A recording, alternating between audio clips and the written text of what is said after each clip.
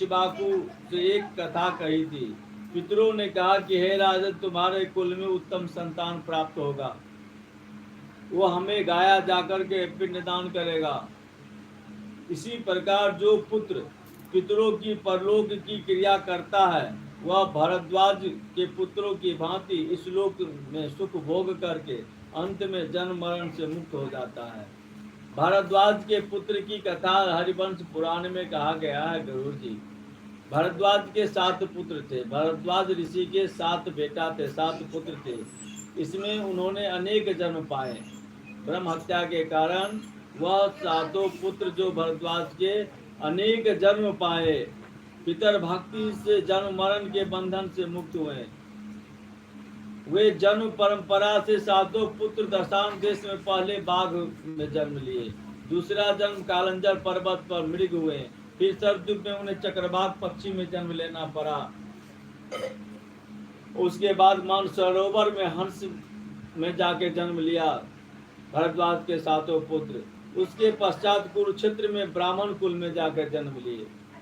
महाभारत के समय में कुरुक्षेत्र में ब्राह्मण कुल में जन्म लिए और वेद पारंगत होकर के पूर्ण पितर भक्ति बन करके भक्ति के से पितर भक्ति से अपने पितरों की इतना भक्ति किया, इतना पूजा किया, इतना जो है सो श्रद्धा से अर्पण की, तो 7 पुत्र जो भरद्वाज का था वो मुक्त हो गए जन्म मरण से।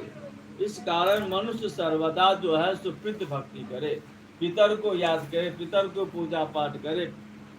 इस लोक और परलोक में पितर भक्ति से ही मनुष्य सुखी होता है। मगर इस कलयुग में पितर भक्ति छोड़ करके मनुष्य नाना प्रकार के जो है सो भटकते हैं। भगवान कहते हैं कि पहले पितर भक्ति, उसके बाद देव भक्ति। पितर भक्ति से मनुष्य सुखी होता है। भगवान कहते हैं कि हे गरुड़ जी, यह अधर्म देही के आख्यान या आख्यान एवं कर्तव्य पितरों की मुक्ति के और पुत्रों को मनोकामना देने वाला है। निर्धन पुरुष भी इस कथा को सुनता है, उसे सब पापों से मुक्ति मिल जाती है। विधना कुर्ते यस श्राद्धान दान मायति श्रीद्वं गरुड़ं चाप श्रीनितासि सफलम रक्षन्ति धर्म आगस्य धर्मराजाय मंदिरम यत्र धर्मासां च तिष्ठति परमागतम। सुतवाचा एवं श्री विष्णुनां प्रोक्तं दान श्रुत्वा महात्म्योतलं गरुड़ो हर्षमासतः। मेरे कहे हुए श्राद्ध एवं दान जो विधि पूर्वक करता है, मैंने जो बताया हूँ गरुड़ जी, उस विधि विधान से जो श्राद्ध करता है, गरुड़ पुराण को सुनता है, उसे परम फल प्राप्ति होती है। श्राद्ध आदि करने से पुत्र उन्हें श्रेष्ठ पुत्र मिलता है, उसे पितामह गौधन देता है और प्रपितामह धन देकर दूध पुत्र एवं धान्य से सुखी करता है। और वृद्ध प्रपितामह जो होते हैं वो प्रसन्न होकर के अन्न आदि भंडार भरे रहते हैं, भंडार उसका कभी खाली नहीं होता है। इस प्रकार सारे पितर खुश हो करके पुत्र की मनोकामनाएं पूर्ण करती है।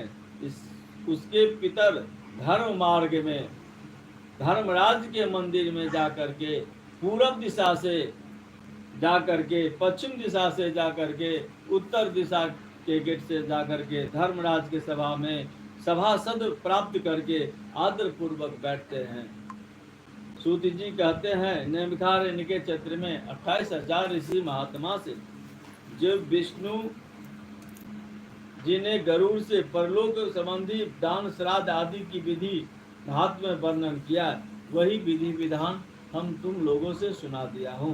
इति श्री गरुड़ पुराणे भाषा टीका स्वपिंडी दान आदि कर्म निर्पनो नाम त्रयोदशोऽध्याय समाप्तम। बोल विष्णु भगवान की जय। नारायण नारायण नारायण श्रीमन्नारायण नारायण नारायण भगवान नारायण नारायण नारायण श्रीमन्नारायण नारायण नारायण। लक्ष्मी माता